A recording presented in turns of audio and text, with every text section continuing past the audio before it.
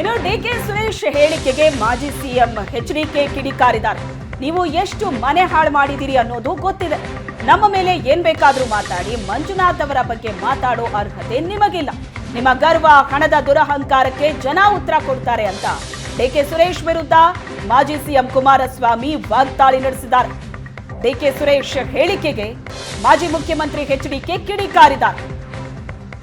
ನಮ್ಮ ಮೇಲೆ ಏನ್ ಬೇಕಾದ್ರೂ ಮಾತಾಡಿ, ಆದ್ರೆ ಮಂಜುನಾಥ್ ಅವರ ಬಗ್ಗೆ ಮಾತನಾಡೋ ಅರ್ಹತೆ ನಿಮಗಿಲ್ಲ ಅಂತ ಕುಮಾರಸ್ವಾಮಿ ವಾಗ್ದಾಳಿ ನಡೆಸಿದ್ದಾರೆ ಡಿಕೆ ಸುರೇಶ್ ವಿರುದ್ಧ.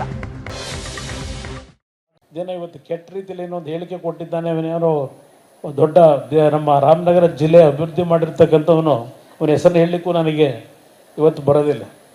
ಇವತ್ತು ಒಂದು ಮಾತು ಹೇಳ್ತೇನೆ, ಇವತ್ತು ನಿಲ್ಲಿಸಿರ್ತಕ್ಕಂಥದ್ದು ಅವರು ಈ ಚುನಾವಣೆಯಲ್ಲಿ ಗೆಲ್ಲಬೇಕು. ಈ ಚುನಾವಣೆಯಲ್ಲಿ ಈ ಒಂದು ಕ್ಷೇತ್ರದಿಂದ ಒಬ್ಬ ಉತ್ತಮವಾದಂಥ ಒಬ್ಬ ವ್ಯಕ್ತಿ ಸಮಾಜಕ್ಕೆ ಕೊಡುಗೆಯಾಗಿ ಈ ಭಾಗದ ಜನತೆ ಕೊಡಬೇಕು ಅಂತಕ್ಕಂಥ ದೃಷ್ಟಿಯಿಂದಲೇ ತೆಗೆದುಕೊಂಡಂಥ ನಿರ್ಧಾರ.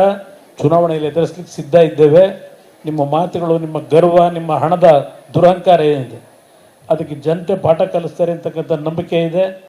ಜನ ಇವತ್ತು ಕೆಟ್ಟ ರೀತಿಯಲ್ಲಿ ಏನೊಂದು ಹೇಳಿಕೆ ಕೊಟ್ಟಿದ್ದಾನೆ. ಅವನೇನೋ ದೊಡ್ಡ ನಮ್ಮ ರಾಮನಗರ ಜಿಲ್ಲೆ ಅಭಿವೃದ್ಧಿ ಮಾಡಿರ್ತಕ್ಕಂಥವನು, ಅವನ ಹೆಸರು ಹೇಳಲಿಕ್ಕೂ ನನಗೆ ಇವತ್ತು ಬರೋದಿಲ್ಲ. ಇವತ್ತು ಒಂದು ಮಾತು ಹೇಳ್ತೇನೆ, ಇವತ್ತು ನಿಲ್ಲಿಸಿರ್ತಕ್ಕಂಥದ್ದು ಅವರು ಈ ಚುನಾವಣೆಯಲ್ಲಿ ಗೆಲ್ಲಬೇಕು. ಈ ಚುನಾವಣೆಯಲ್ಲಿ ಈ ಒಂದು ಕ್ಷೇತ್ರದಿಂದ ಒಬ್ಬ ಉತ್ತಮವಾದಂಥ ಒಬ್ಬ ವ್ಯಕ್ತಿ ಸಮಾಜಕ್ಕೆ ಕೊಡುಗೆಯಾಗಿ ಈ ಭಾಗದ ಜನತೆ ಕೊಡಬೇಕು ಅಂತಕ್ಕಂಥ ದೃಷ್ಟಿಯಿಂದಲೇ.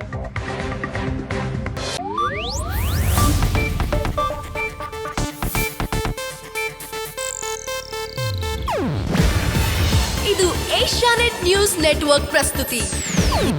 ನೀವು ನೋಡ್ತಿದ್ದೀರಾ ಏಷ್ಯಾನೆಟ್ ಸುವರ್ಣ ನ್ಯೂಸ್.